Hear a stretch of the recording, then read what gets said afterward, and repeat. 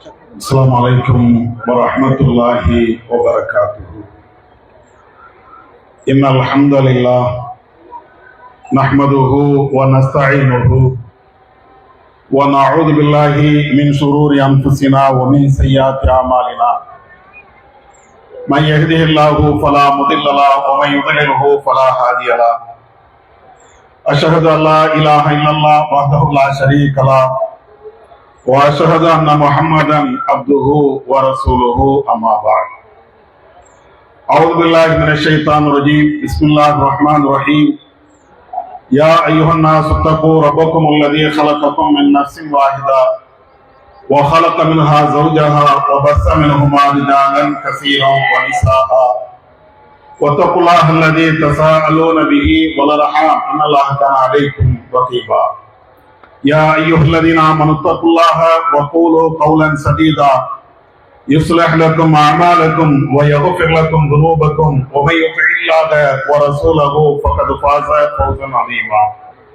يا أيها الذين آمنوا اتقوا الله حق تقاته ولا تموتن إلا وأنتم مسلمون.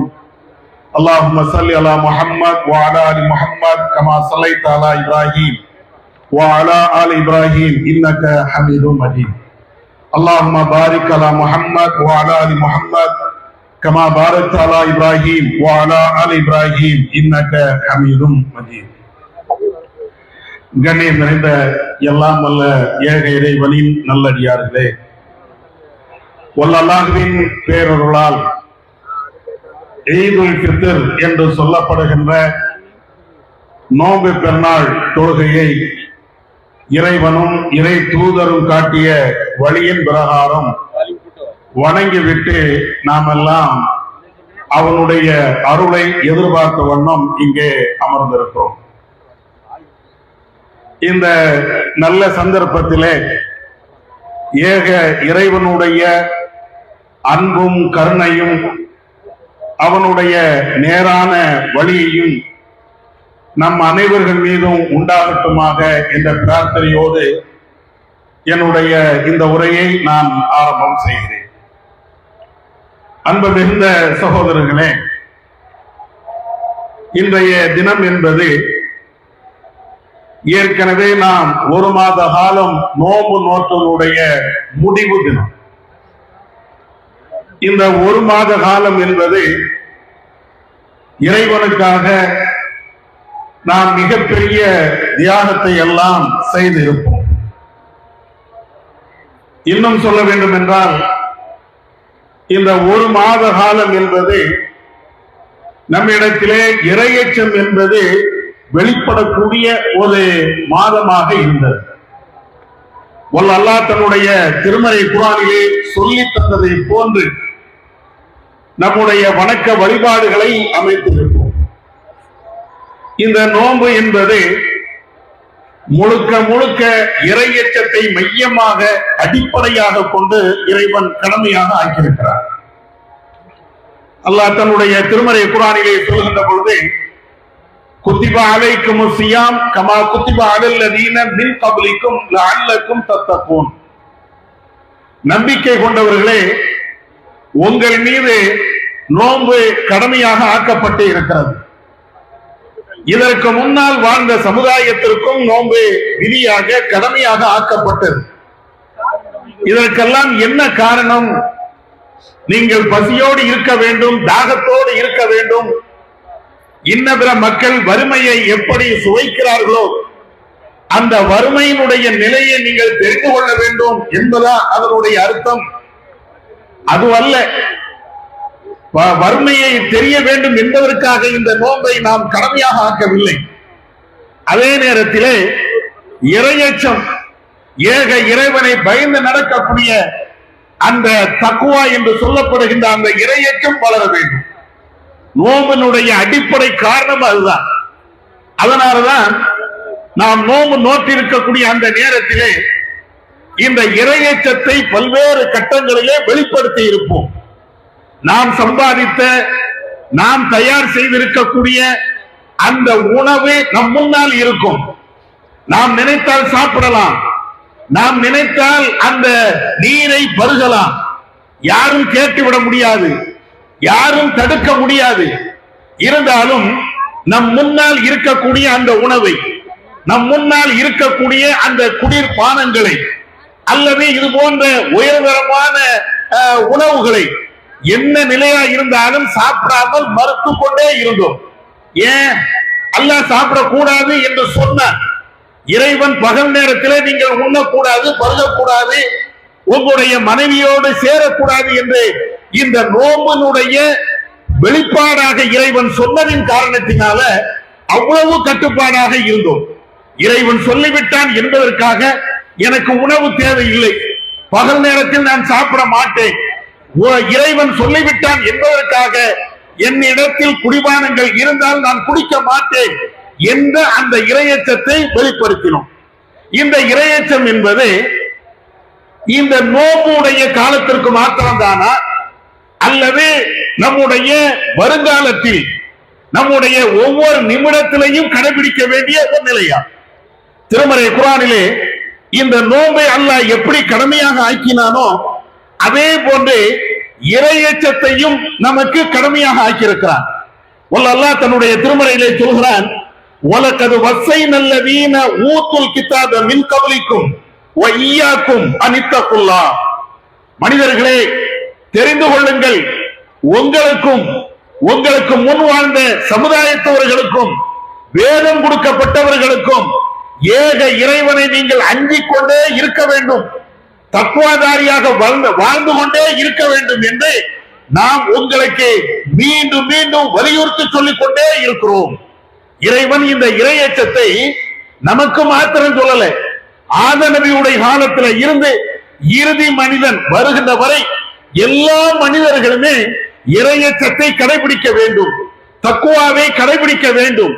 ஏதோ ஒரு மாசத்துக்கு இறையச்சம், ஒரு குறிப்பிட்ட நாளுக்கு இறையச்சம், ஒரு குறிப்பிட்ட மணி துளிகள்ல இறையச்சம், அது ஒரு மோமினுக்கு அழகல்ல. வாழ்நாள் முழுவதும் அவன் இறையச்சத்தோடு வாழ வேண்டும். இதைத்தான் இந்த வசனத்திலே இறைவன் அவ்வளவு அழுத்தம் திருத்தமாக நமக்கு சொல்லி தருகிறான். இறையச்சம்னா என்ன? நாம எல்லாருமே பேசுகிறோம், நான் தக்குவாதாரி, நான் இறையச்சவாதி, அவர் இறையச்சவாதி என்றெல்லாம் நமக்கு நாமே மாறி மாறி பேசிக்கொண்டே இருப்போம். இறையச்சம்னா என்ன? இறையச்சம் என்றால் நாம மனசுக்குள்ள ஒரு கற்பனையில அல்லது ஒரு சிந்தனையை வளர்த்து வைத்திருப்போம். இறையச்சம் என்றால் ஏதோ அல்லாஹ்வை பயப்படணும். எப்படிப்பா பயப்படுவது?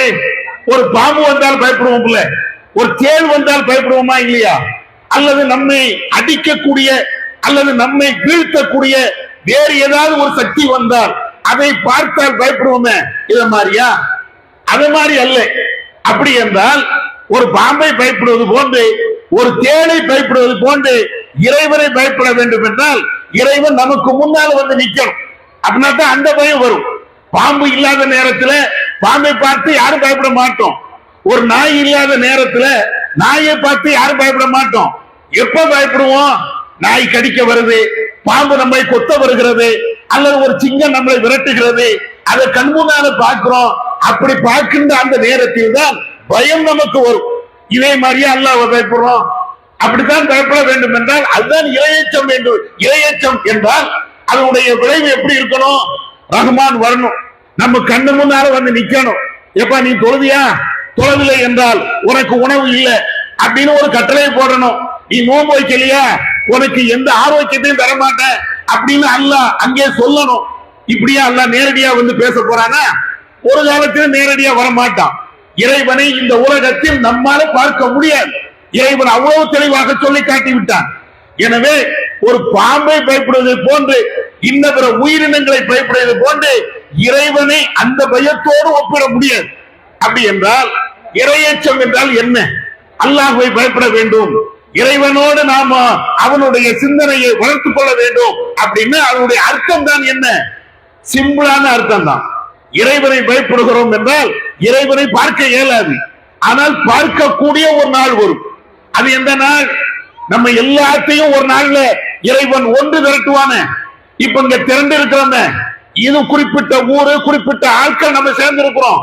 அகில உலகத்தையும் சார்ந்த ஆரம்பத்தில் படைக்கப்பட்ட இறுதியாக வரக்கூடிய எல்லா மனிதர்களையும் அந்த மஹ்ஷர் மைதானத்துல இறைவன் ஒன்று திரட்டுவான அந்த நேரத்தில் ஒவ்வொரு மனுஷன்டையும் இறைவனை நேரடியாக ஒன் டு ஒன்னாக அவன் விசாரணை செய்வான. அந்த விசாரணை நாளை பயப்படுவது. இதுதான் இறையச்சம். ரஹ்மானை பயப்பட வேண்டும் என்றால் ரஹ்மான் இன்னைக்கு நமக்கு நல்லதும் செய்யலாம் கெட்டதும் செய்யலாம். முஸ்லிம்களுக்கு மாத்திரம் அல்ல, உலகத்தில் இருக்கக்கூடிய அத்தனை பேர்களுக்கும் அல்ல நல்லதையும் கொடுப்பான் கெட்டதையும் கொடுப்பான். உலகத்தினுடைய நிலை அப்படித்தான். முஸ்லிம்களுக்கு மாத்திரம்தான் நல்லதே அல்லாஹ் நாடுகிறானா? மற்றவர்களுக்கு அல்லாஹ் நல்லதை கொடுக்கலையா? உணவை கொடுக்கலையா? ஆரோக்கியத்தை கொடுக்கலையா? செழிப்பான வாழ்வை கொடுக்கலையா? எல்லாத்தையும் கொடுக்கத்தான் செய்யறான். நமக்கு மட்டும் இல்ல, முஸ்லிம்களுக்கு மாத்திரம் இல்ல, எல்லாத்தையும் கொடுக்கிறான். இந்த உலகம் என்பது நல்லவர்களுக்கும் கொடுப்பான் கெட்டவர்களுக்கும் கொடுப்பான். ஆனா மறுமைங்கிறது நல்லவர்களுக்கு மாத்திரம்தான். அந்த ஏக இறைவன் தயாராக வைத்திருக்கக்கூடிய அந்த சொர்க்கம் இணை வைக்கக்கூடியவர்களுக்கு, முஷ்ரிக்குகளுக்கு, அல்லாஹ்வை மறுத்தவர்களுக்கு, கடவுளை இல்லை என்று சொன்னவர்களுக்கு அங்கே எந்த விதமான உரிமையும் இருக்காது. இறைவன் அவர்களை எல்லாம் தேடி தேடி, நீ கடவுளை மறுத்தாயா வா சொர்க்கத்திற்கு, கடவுளுக்கு இணை கற்பித்தாயா வா நீ சொர்க்கத்துக்கு எந்த அழைக்க போற? யாரப்பா தௌஹீத்வாதி? யார் என்னை மாத்திரம் இந்த உலகத்தில் வாழ்ந்தா, என்னுடைய கட்டளையை மாத்திரம் யார் பின்பற்றினா அந்த நல்லடியார்கள் வரட்டும். நான் சொன்ன மாத்திரத்திலே நோன்பு வைத்தானே அந்த நல்லடியார் வரட்டும். நான் சொன்னதற்காக வேண்டி தான தர்மங்கள் செய்தானே அந்த நல்லடியார் வரட்டும். நான் சொன்னதற்காக வேண்டி இந்த உலகத்தில் எத்தனை வசதிகள் இருந்தாலும் எல்லாவற்றையும் தூக்கி எறிந்துவிட்டு இறைவனுடைய கட்டளையை நிறைவேற்றினான அவன் வரட்டும்.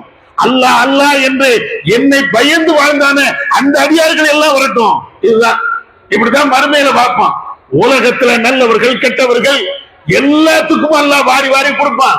ஆனா மறுமையை பொறுத்து மட்டும் நல்லவர்களுக்கு மாத்திரம் தான் கொடுப்பான். கெட்டவர்களுக்கு அங்கே நரகத்தை பரிசாக வழங்குவான். அதனாலதான் திருமலை குர்ஆன்ல பல்வேறு இடங்களில் இறைவன் இறையச்சத்தை பற்றி பேசுகின்ற பொழுது இன்னொரு விஷயத்தையும் மறுமை சார்ந்த விஷயத்தையும் நமக்கு தெளிவாக சொல்வான். வத்தகு யௌமன் துர்ஜஊன ஃபீஹி இலல்லாஹ், தெரிந்து கொள்ளுங்கள், ஒரு நாளை நீங்கள் அஞ்சிக் கொள்ளுங்கள். அந்த நாள் எப்படிப்பட்ட நாள்? நீங்கள் அத்தனை பேர்களுமே ஒன்று திரட்டப்படுவீர்கள். யாராக இருந்தாலும் சரி, மறுமையை நம்பியவன் மறுமையை நம்பாதவன், இந்த உலகம்தான் வாழ்க்கை, மறுமை என்பது இல்லை என்று யார் சொன்னாலும் சரி, மறுமை வாழ்க்கை இருக்கிறது என்று நம்பியவர்களாக இருந்தாலும் சரி, அத்தனை பேர் அங்கு வரணும். அந்த நாளை நீங்கள் அஞ்சிக் கொள்ளுங்கள். வத்தகு யௌமன் துர்ஜஊன ஃபீஹி இலல்லாஹ், அந்த நாளை, அந்த மஹ்ஷர் தினத்தை, மீண்டும் எழுப்பப்படுகின்ற அந்த நாளை நீங்க அத்தனை பேருக்கு அஞ்சிக் கொள்ளுங்கள். அந்த நாள் தான் நீங்கள் என்னென்ன உலகத்தில் செய்தீர்களோ அனைத்து நன்மை தீமை எல்லாத்துக்குமே நீங்கள் கூலி கொடுக்கப்படுவீர்கள். நீங்கள் யாரும் அநியாயம் செய்யப்பட மாட்டீர்கள் என்று குர்ஆன்ல சொல்கிறார். இந்த நாள் அஞ்ச வேண்டாமா? இதுக்கு பேரு தானே இறையேச்சம். மறுமையை அஞ்சுவதற்கு பேர் தானே இறையேச்சம். உலகத்துல நாம செய்யக்கூடிய தவறுகளுக்கெல்லாம் இறைவன் உடனுக்குடனே தண்டனை கொடுக்க போறதில்லை. ஒரு பேச்சுக்கு அப்படி தண்டனை கொடுப்பான் என்று வைத்துக் கொள்வோம். ஒரு நாய் கடிக்கிற மாதிரி அதுக்கு பயப்படுதாம, ஒரு சிங்க துரத்தி வந்தால் பயப்படுகிறோமே, அதே மாதிரி நான் செய்யக்கூடிய ஒவ்வொரு தவறுக்கும் அவ்வப்போது இறைவன் தண்டிக்கிறான் என்றால், எனக்கு உள்ள வசதிகளை இறைவன் குறைத்து விடுகிறான் என்றால், அப்ப யாரெல்லாம் இஸ்லாத்துக்கு வருவாங்க தெரியுமா? இன்னைக்கு இருக்கக்கூடிய மோடி உட்பட எல்லாருமே இஸ்லாத்துக்கு வந்துருவாங்க. ஏன்? கண் முன்னால பாக்குறாங்கல்ல இறைவனுடைய அந்த செயல்பாடுகளை, இறைவன் நமக்கு தருகின்ற அந்த தண்டனைகளை நேருக்கு நேரா பார்த்தா தான் எல்லாருமே இஸ்லாத்துக்கு வந்துருவாங்க. ஆனா இறைவனுடைய நேர்த்தி அது அல்ல. என்னை நேருக்கு நேராக பார்க்காம இருந்தாலும் நீங்கள் மரணித்ததற்கு பின்னால் ஒரு வாழ்வு இருக்கிறது, அங்கே என்னை பார்ப்பீர்கள், அங்கே நல்லது கெட்டது எல்லாத்திற்குமே கூறி வழங்கப்படும் என்று நான் சொல்லி இருக்கிறேன். அந்த உத்தரவுக்கு, அந்த வார்த்தைக்கு நீங்கள் கட்டுப்படுவீர்கள் என்றால் அதுக்கு பேர்தான் இறையேச்சம். இதைத்தான் இறைவன் பல்வேறு வசனங்கள்ல திரும்ப திரும்ப நமக்கு சொல்லுகிறான். இப்ப நீங்க இந்த அடிப்படையை நீங்கள் புரிந்து கொண்டீர்கள் என்றால் நம்முடைய வாழ்க்கையை நீங்க ஒவ்வொன்றா புரட்டி பாருங்க. நீங்க நோம்பு காலம் மாத்திரம் இல்லை, இப்ப இன்னைக்கு நீங்க எடுத்துக்கிடுங்க. இன்னைக்கு கூட நம்முடைய இளைஞர்கள் பெருநாள் என்றால் எவ்வளவு ஆவேசமாக பைக்களை ஓட்டுகிறார்கள். நாமளும் அவங்களுக்கு பைக்களை, அதுவும் விலை உயர்ந்த பைக்களை வாங்கி கொடுக்கிறோம். ரேசிங், இங்க இருந்து அங்க ஒரு ஓட்டம், அங்க இருந்து இங்க ஒரு ஓட்டம். இன்னபிற மக்கள் அவங்களுடைய வழிபாட்டு முறையின் அடிப்படையில வேற ஏதாவது செஞ்சுட்டு போவாங்க. ஆனால் அதே மாதிரி நானும் செய்வேன். எங்களுக்கு ஒரு பெருநாள் இருக்கிறது, உனக்கு ஒரு பெருநாள் இருக்கிறது போன்று எங்களுக்கு பெருநாள் இருக்கிறது. நீ எப்படி அந்த பெருநாளிலே உங்களுக்கு இடையிலே நீங்கள் விதவிதமாக நடக்கிறீர்களோ, இன்னபிற மக்களுக்கு இடையூறாக நடத்தீர்களோ, அதே போன்று நாங்களும் அதற்கு சளைத்தவர்கள் அல்ல. பைக்களை ஓட்டுவோம், யாரு மேலையும் இடிப்போம், எப்படினாலும் போவோம், யாருனாலும் மிரட்டுவோம் அப்படிங்கக்கூடிய ஒரு நிலை இன்னைக்கு இருக்குது. மறுமை 5 நாள் இந்த நிலை காண போகுமா இருக்குமா? மறுமையை பற்றி பயம் இல்லை, இறைவனை பற்றி மனுஷர்ல இறைவன் விசாரிப்பானே என்ற அந்த அச்சம் இல்லை. அந்த அச்சம் இல்லாத காரணத்தினாலதான் நம்முடைய பிள்ளைங்க போனாலும் நம்ம கண்டிக்காம உட்கார்ந்து இருக்கணும். நம்முடைய பிள்ளைங்க உயர் ரகமான பைக்கு கேட்டாலும் போற அப்படின்னு வாங்கி கொடுக்கணும். என்ன எங்க போறான், எங்க வாரான், என்ன செய்யறான், எதையாவது நம்ம அவனை கண்காணிக்கிறோமா? ஒரே ஒரு நேரத்தில் வருத்தப்படுவோம். பறக்கக்கூடிய இந்த பைக்கில் அவனுடைய உயிரும் சேர்ந்து பறந்து விட்டது என்றால், மரணத்தை தழுவி விட்டான் என்றால், அப்பொழுது உட்கார்ந்து அந்த பிள்ளையை பெற்றவர்கள் கண்ணீர் விட்டு அழுவார்கள். என் பிள்ளைக்கு நான் இதை வாங்கி கொடுத்தனே, என் பிள்ளைக்கு அதை வாங்கி கொடுத்தனே, இப்ப என்னோடு இல்லையே. அந்த நேரத்தில் கை சேதம் அடைவதை விட பிள்ளைகளை வளர்க்கின்ற பொழுது முறையாக சொல்லி வளர்த்திருந்தால், எதை நாம அவங்களுக்கு வாங்கி கொடுப்பதாக இருந்தாலும் அதனுடைய நல்லது கெட்டது அனைத்தையும் சொல்லி வளர்த்திருந்தால் இவ்வளவு பெரிய பிரச்சனைகள் வருமா? அதனால இந்த இறையேற்றத்தை நாமளும் கடைபிடிக்கணும், நம்முடைய பிள்ளைகளுக்கும் சொல்லிக் கொடுக்கணும். ஒவ்வொரு தடவையும் இதை சொல்லிக் கொடுங்க. மறுமை ஒண்ணு இருக்குப்பா, இந்த உலகம் நிரந்தரம் கிடையாது, ஒவ்வொருத்தரும் மரணத்தை சுயத்தே தீர வேண்டும், அதை சொல்லி காட்டுங்க. குல்லு நஃப்ஸின் ஸாயிகத்துல் மௌத், நீனா இருந்தாலும் நானா இருந்தாலும் ஒரு நேரம் இல்லை என்றால் இன்னொரு நேரத்தில் செத்தே தீரணும். அதுல யாருக்கும் விதிவிலக்கு கிடையாது. இந்த உலகத்துல எவனுமே வருட கணக்குல ஆயிரக்கணக்கான வருடங்கள்ல வாழ்ந்தவன் எவனும் கிடையாது. ஏதோ 50 வருஷம், 60 வருஷம், 70 வருஷம், இன்னும் சொல்ல போன கின்னஸ் இருக்காது என்றால் ஒரு 120 வருஷம், இவ்வளவுதான். அதுக்கு மேல எல்லாருமே மண்டையை போட்டுதானே ஆகணும். அப்ப மண்டையை போட்டதற்கு பின்னால், நாம இறந்ததற்கு பின்னால் அங்க உள்ள நிலை என்ன? இதை சொல்ல வேண்டாமா? நம்ம பிள்ளைகளுக்கு நமக்கு இதை திரும்ப திரும்ப சொல்ல வேண்டாமா? இதை மாத்திரம் ஒவ்வொரு முஸ்லிமும் நினைத்தால் அவனுடைய வாழ்க்கை எங்கேயோ போயிடும். வரதட்சணை வாங்கும் போது அடைய செத்து போயிருவோண்டா, நாம உயிரோடு இருக்க மாட்டோம். இந்த காசை வாங்கின அந்த நேரத்தில், வட்டி வாங்குகின்ற அந்த நேரத்தில் இறைவன் நம்முடைய உயிரை வாங்கிவிட்டான் என்றால் இந்த தீமையை செய்தவனாக மனுஷங்க வர வேண்டிய நிலை வருங்க, அல்லாஹ்விடத்தில் பதில் சொல்லக்கூடிய நிலை வருங்க அப்படின்னு நீங்க நினைச்சு பாருங்க. வட்டி வாங்குவோமா? அதனுடைய வாடையாவது நம்ம இடத்தில் வருமா? அல்லது தீமையான காரியங்கள் எதையாவது நாம செய்ய முற்படுவோமா? ஒரு காலத்திலே நிக்க மாட்டோம். அதனால இந்த இறையச்சம் முதல்ல நமக்கு தேவை. ரமலானோடு போய்விட்டது என்று இல்லாமல் ரமலானுக்கு பின்னாலும் ஒவ்வொரு நொடியிலையும் இந்த இறையச்சத்தை நாம சொல்லிக்கிட்டே இருப்போம். இது ஒரு விஷயம். அடுத்து இன்னொன்னு என்னன்னா, ஒட்டுமொத்த சமுதாயத்திற்கும் இந்த இறையச்சம் தேவை. அல்லாஹ்வை பயப்படக்கூடிய, மனுஷரை அஞ்சக்கூடிய மீண்டும் இன்னொரு வாழ்வு இருக்கிறது. அந்த வாழ்விலே உலகத்தில் நாம செய்த நல்லது கெட்டது அனைத்தையும் விசாரிக்கப்படுவோம் என்ற அந்த இறையச்சம் உலகத்தில் வாழ்கின்ற எல்லாத்துக்கும் தேவை. மோடிக்கும் தேவை, அத்வானிக்கும் தேவை, இன்றைக்கு உலகத்திலே மகா ரவுடியாக காட்டிக் கொள்ளக்கூடிய ட்ரம்புக்கும் தேவை. இந்த உலகத்திலே இன்றைக்கும் எல்லா நாட்டையும் நாங்கள் ஆட்டி படைப்போம் என்று பேசுகின்ற நெதன்யாவுக்கும் தேவை. இறையச்சம் இல்லாத காரணத்தினால் இன்றைக்கு பல அப்பாவி உயிர்கள் பலிகளாக ஆக்கப்படுகிறது. உலக தலைவர்கள் அத்தனை பேர்களுமே வேடிக்கை பார்த்துக் கொண்டுதான் இருக்கிறார்கள். காசாவிலே கொண்டு குவித்தார்களே நம்முடைய இனத்தை சார்ந்த சகோதரர்களை, எவ்வளவு பெரிய வேதனை, எவ்வளவு பெரிய கொடுமை. உலகம் யாருமே அதை கண்டுகொள்ளவில்லையே. பச்சிளம் குழந்தைகள் நடுவோட்ட போட்டு வெடிகுண்டுகளை, துப்பாக்கிகளை கொண்டு அவர்களை கொலை செய்தார்களே. வீடுகளிலே இருந்தவர்களே வீடற்றவர்களாக, நாடற்றவர்களாக நடு வீதியிலே கொண்டு வந்து நிப்பாட்டினார்களே. உடுப்பதற்கு உடை இல்லை, சாப்பிடுவதற்கு சாப்பாடு இல்லை. இன்றைக்கும் தட்டுகளை ஏந்தி கொண்டு ஒரு வாய் சாப்பாட்டுக்காக துடிதுடித்துக் கொண்டு இருக்கிறார்களே அந்த காசா மக்கள். அந்த மக்களுக்கு இந்த நிலையை தந்தவர்கள் யார்? இந்த நெதன்யாஹு இல்லையா? இஸ்ரேல் என்ற உலகத்தையே ஆட்டி படைக்க வேண்டும், அராஜகத்தின் மூலமாக, அக்கிரமத்தின் மூலமாக நாங்கள் அப்படித்தான் செய்வோம் என்று தெனாவட்டாக பேசுகிறார்களே, இவர்கள் செய்த ஒரு கொடுஞ்செயல் இல்லையா? ஆனால் அதுக்குதான் இன்னைக்கும் சொல்வார்கள், இறையச்சம் இருந்தால்தான் இது போன்ற தீமைகளை ஒரு முஸ்லீமும் செய்ய மாட்டான், முஸ்லீம் அல்லாத யாருக்கும் செய்ய மாட்டான். இஸ்லாத்தை நீங்க படித்து பாருங்க. நபிகள் நாயகம் ஸல்லல்லாஹு அலைஹி வஸல்லம் அவர்கள் இந்த இறையச்சத்தை சில குறிப்பிட்ட நேரத்திலே கண்டிப்பாக கடைபிடிக்க வேண்டும் என்று எல்லாத்துக்கும் வலியுறுத்தினார்கள். அதுல ஒரு இடம் என்ன தெரியுமா? போர்க்களம். நபிகள் நாயகம் ஸல்லல்லாஹு அலைஹி வஸல்லம் அவர்கள் எந்த படையை அனுப்புவதாக இருந்தாலும், அது சின்ன படையோ மிகப்பெரிய ராணுவ படையோ, எந்த படையை ரசூல் அனுப்புவதாக இருந்தாலும் அந்த படையினுடைய தளபதியை முதல்ல அழைப்பாங்க, கூப்பிட்டு சொல்லுவாங்க, இந்த படையினுடைய தளபதி, இந்த படையை வழிநடத்தக்கூடிய மிகப்பெரிய ஆற்றல் வல்லமை உனக்கு இருக்கிறது. நீங்கள் நினைத்தால் ஒரு ஊரை அழிக்கலாம் என ராணுவ படை, நீங்கள் நினைத்தால் ஒரு ஊரை வாழவும் வைக்கலாம் என உங்களுக்கு அவ்வளவு பெரிய பவர் இருக்கிறது. அதனால முதல்ல இறைவனை அஞ்சிக் கொள்ளுங்கள். ரசூலுல்லாஹ் முதல்ல படைகளுக்கு, ராணுவத்தினருக்கு முதல்ல உத்தரவு என்னன்னா, ஒருத்தர் போய் துப்பாக்கியால சுடு, அதல்ல உத்தரவு. அவனை போட்டு குண்டு, அதாவது குண்டு மழை பொழிந்து சாவடித்து விடு, அதுவல்ல உத்தரவு.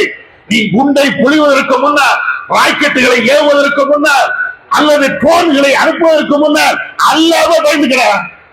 ரசூலுல்லாஹ் அர்த்தம் சொன்னாங்க, ஏன் நீ அனுப்பக்கூடிய அந்த ராக்கெட்டு ஒரு அப்பாவி மேல் விழுந்தார், நீ அனுப்பக்கூடிய அந்த துப்பாக்கிகள் ஒரு பெண்ணின் மீது விழுந்தார், நீ அனுப்பக்கூடிய ஒரு கொலைவெறி தாக்கம் நடத்தக்கூடிய அந்த ஆயுதங்கள் இன்னொரு மனுஷன் மேல விழுந்தார், போருக்கும் அவனுக்கும் சம்பந்தம் இல்லாமல் இருக்கக்கூடிய அவன் மேல விழுந்தார், என்ன நிலை ஏற்படும்?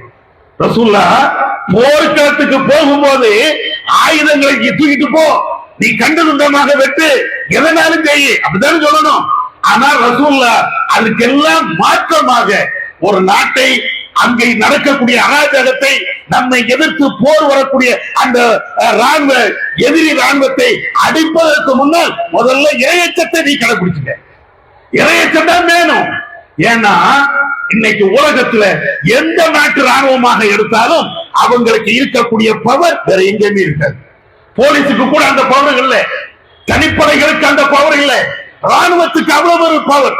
அதனாலதான் நம்முடைய மோடிஜி கூட இது எல்லாம் புரிந்து வைத்ததுனாலதான் தரைப்படை, விமானப்படை, அதே போன்ற எல்லா படைகளுக்கும் தனியாக ஒரு அமைச்சகத்தை வைத்துக் கொண்டு எல்லாத்துக்கும் சேர்த்து ஒரு அதிகாரியை போடுறார். ஏன்?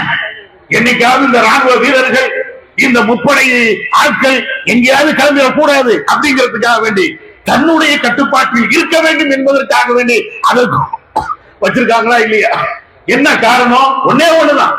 என்ன காரணம் என்றால் அவர்களுக்கு இருக்கக்கூடிய பவர் அவ்வளவு பெரிய பவர்.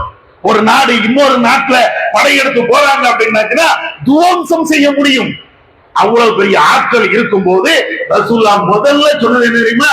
உன்கிட்ட ஆயுத பலம் இருக்கலாம்ப்பா, உன்னிடத்தில் மூளை பலம் இருக்கலாம்ப்பா, இன்னபிற மக்களை அடிமையாக்கக்கூடிய சக்தி உன்கிட்ட இருக்கலாம்ப்பா, ஆனாலும் கூட இறையச்சம் இருக்கா? அப்பதான் ரசூலுல்லாஹ் சொன்னாங்க, இந்த படைகளை அனுப்புகின்ற பொழுது, குறிப்பாக முஆவியாவை எல்லாம் ரசூலுல்லாஹ் யமனுக்கு அனுப்புகின்ற பொழுது அல்லாஹ்வுடைய தூதர் ஒரு வார்த்தையை திரும்ப திரும்ப சொன்னார்கள். என்ன வார்த்தை தெரியுமா? இத்தகி தாவத்தல் மظلوم லைஸ பைனஹா வ பைனல்லாஹி ஹிஜாப். பாதிக்கப்பட்டவனுடைய பிரார்த்தனை நீ அஞ்சிக் கொள். பாதிக்கப்பட்டவன் பிரார்த்தனை செய்தால், இறைவனிடத்தில் கையேந்தினால், அவனுக்கும் இறைவனுக்கும் மத்தியில எந்த திரையும் இருக்காது. அவன் கேட்கக்கூடிய அந்த துஆவை அல்லாஹ் ஒப்புக்கொண்டே தீர்வான். அந்த பிரார்த்தனைக்கு நீ பயந்து இருக்கப்பா. ரசூலுல்லாஹ் முஆவியாவுக்கு சொல்லி அனுப்புறாங்க. அவர் போருக்கு கூட போகல. எதுக்காண்டி போறாரு அப்படின்னா, ஒரு நாட்டினுடைய கவர்னராகத்தான் போகிறார், ஒரு பகுதியை ஆட்சி பண்ணத்தான் போனாரு. ஏன்? ஆட்சியாளர்கள் அவங்க நினைத்தால் எந்த சட்டத்தையும் கொண்டு வரலாம், மக்களை அடக்கலாம், ஒடுக்கலாம் என பவர் இருக்கிறது.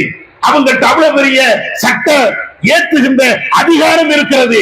யார் யார் இடத்துல எல்லாம் அதிகாரம் இருக்கிறதோ, யார் யார் இடத்திலெல்லாம் பவர் இருக்கிறதோ, அவர்கள் தான் அநியாயத்தை கூடுதலாக செய்வார்கள். அதனாலதான் ரசூலுல்லாஹ் சொல்லிட்டாங்க, உனக்கு அநியாயம் செய்யக்கூடிய அளவிற்கு அவ்வளவு பெரிய பவர் இருப்பதின் காரணத்தினால அல்லாஹ்வை பயந்துக்க, மறுமையை பயந்துக்க. ஒன்னால் ஒரு மனிதன், ஒரு குடிமகன் பாதிக்கப்பட்டு விடுவான் என்றால் மறுமையில வந்து நிற்பான். எந்த அளவுக்கு ரசூலுல்லாஹ் சொன்னாங்க தெரியுமா? நபிகள் நாயகம் ஸல்லல்லாஹு அலைஹி வஸல்லம் அவர்கள் ஒரு போர்க்களத்துல சஹாபாக்களை அனுப்பி போரை வெட்டுவிட்டு அவர்கள் திரும்பி வருகிறார்கள். நபி அவர்களிடத்துல ஒரு நபி தோழரை பற்றி கம்ப்ளைண்ட் சொல்லப்படுகிறது, புகார் அளிக்கப்படுகிறது. அல்லாஹ்வின் தூதரே, இவர் இன்னொரு மனிதரை கொலை செய்து விட்டார். எந்த மனிதரை? எதிரி நாட்டு ராணுவத்தை சார்ந்த ஒருவரை கொலை செய்து விட்டார். எப்போது கொலை பண்ணார்? அவர் லா இலாஹ இல்லல்லாஹ் சொல்லிட்டாரு, நான் இந்த படையோடு சேர்ந்து விடுகிறேன் என்று சொல்லிட்டாரு. அந்த நேரத்துல அவர் வந்து இந்த நபி தோழர் கொலையை பண்ணிட்டார். ரசூலுல்லாஹ் கேக்குறாங்க, லா இலாஹ இல்லல்லாஹ், ஒரு மனுஷன் லா இலாஹ இல்லல்லாஹ் சொன்னானே அந்த மனுஷனையா நீ கொலை பண்ண? இவர் சொல்றார், அல்லாஹ்வின் தூதரே, நான் அவரை ஏன் கொலை பண்ண தெரியுமா? ரெண்டு பேரும் போர்க்களத்திலே சந்திக்கிறோம். அவரும் வாழோடு நிற்கிறார், நானும் வாழோடு நிற்கிறேன். என்னுடைய கை அவர் மீது மிகைத்து விட்டது. இன்னும் ஒரு நொடி தாமதித்தால் அவர் என்னை போட்டு தள்ளி விடுவார். எனவே நான் அந்த சந்தர்ப்பத்தை பயன்படுத்தி அவரை போட்டு விட்டேன். அவர் லா இலாஹ இல்லல்லாஹ் என்பதை சும்மா சொல்லல, உயிரை பயந்ததற்காக, என்னிடத்தில் அவரை தற்காத்துக் கொள்ள வேண்டும் என்பதற்காகத்தான் அவர் இது போன்று செய்தார். அப்படின்னு ரசூலுல்லாஹ் கேட்ட வார்த்தை தெரியுமா? அல்லாஹ் சக்கரத்த தல்வா, அவருடைய உள்ளத்தை நீ பிளந்து பார்த்தாயா? எதிரி நாட்டு ராணுவம் தான் உன்கிட்ட சரணாகதி வந்தானா இல்லையா? என்னை விட்டு எனக்கு உயிர் பிச்சைத்தா என்று கேட்டு வருகின்ற அந்த நேரத்தில் அப்பாவியாக அந்த ஆயுதம் இல்லாதவனாக இருக்கக்கூடிய அந்த நேரத்தில் அவனை எப்படியாவது அடிக்க போச்சு.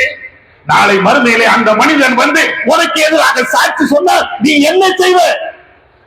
தோழர்களை, இந்த வார்த்தையெல்லாம் நீங்க படிச்சு பாருங்க. இன்றைக்கு உலக அரசியல்வாதிகள் இதை படிக்க தவறியதுனாலதான் இன்றைக்கு உலகத்துல பொருளாதாரம் அப்படியே ஸ்தம்பித்து போய் நிற்கிறது. கேஸ் சிலிண்டர்ல இருந்து, பெட்ரோல்ல இருந்து உலகம் அப்படியே நாளைக்கு பெட்ரோல் கிடைக்குமா, கேஸ் கிடைக்குமா, எல்லாம் அப்படியே போய் நிற்கிறது. ஏன்? ஒருத்தனுக்கு இரையச்சம் இல்லை, கடவுளை பற்றி பயம் இல்லை. இன்னும் சொல்ல போனால் இந்த அராஜகம் செய்யக்கூடிய அத்தனை பேர்களுமே அல்லாஹ்வை ஏற்றிருக்கிறார்களோ இல்லையோ அவர்களுடைய கடவுளை அவர்கள் ஏற்றுதான் இருக்கிறார்கள். அவர்கள் ஏற்ற அந்த கடவுளுக்கு கூட அவர்கள் விசுவாசமாக இல்லை. இதுதான் யதார்த்தம். அதனுடைய விளைவு இன்றைக்கு உலகத்தில் இருக்கக்கூடிய அத்தனை மனிதர்களும் இன்னைக்கு சந்திச்சுக்கிட்டே இருக்கும். அதனாலதான் ரசூலுல்லாஹ் சொல்றாங்க, பவர் உள்ளவனை பார், எப்பா உன்கிட்ட எல்லா பவரும் இருக்கிறது, அல்லாஹ்வை பயந்துக்க, அதை மட்டும் நீ வச்சுக்க. அதே மாதிரி நபி அவர்கள் ஆண்களுக்கு சொன்னார்கள், எந்த ஆணா இருந்தாலும் அவன் கொஞ்சம் பவர் உள்ளவன் தான் தன்னுடைய மனைவி அடிக்க முடியும். ஏன்னா பலவீனமா படைக்கப்பட்டவங்க பிள்ளையை அடிக்க முடியும், அவங்க பலவீனமா படைக்கப்பட்டவங்க. ரசூலுல்லாஹ் ஆண்களுக்கு சொன்னார்கள், இத்தகுன் நிசா, தெரிந்து கொள்ளுங்கள், பெண்கள் விஷயத்துல நீங்கள் அல்லாஹ்வை அஞ்சு நடந்து கொள்ளுங்கள். உங்களுக்கு மனைவியாக வந்திருப்பார்கள், உங்களுக்கு பிள்ளையாக வந்திருப்பார்கள், உங்களுக்கு சகோதரிகளாக வந்திருப்பாங்க. நீ ஆண் என்பதனால், உன்னிடத்தில் ஆதிக்க சக்தி இருப்பதனால், மிகப்பெரிய வல்லமை இருப்பதனால் உன் மனைவி அடிக்க முடியுமா?